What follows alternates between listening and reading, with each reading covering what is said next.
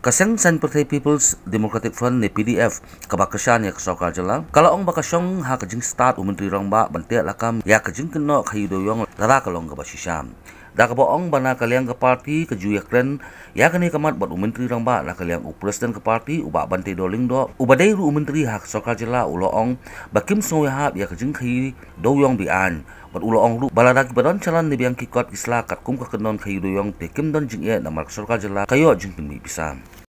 Kani kekam ngepi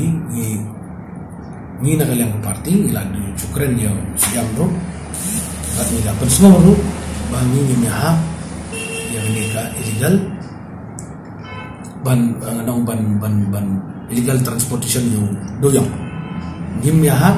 ban ni la dapat semua ro mana ni la da kiba niat kiba don calan ni don problem yo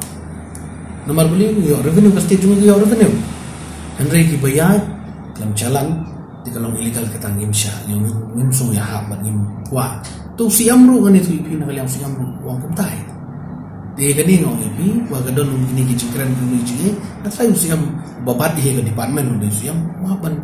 tik ya kola ni wa ban pek ke ke ba dei ke balai Henry ngong ipi lada kumbangala ong mana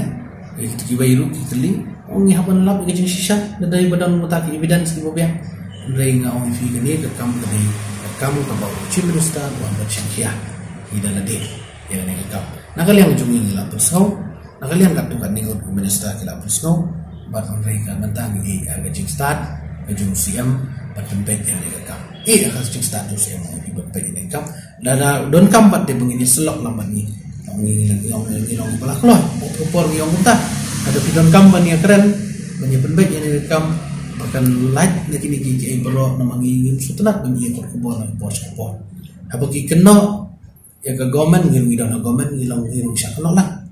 tiapa ngipat ngimdon ngimtip iya gini rekam lah daga don syak kata kalong biik ke jadi nata daw lah kan syak don to khat ni ban baik andre ya kan ni ke kam o pi ke kam khibe an ya kata te ngin sutenat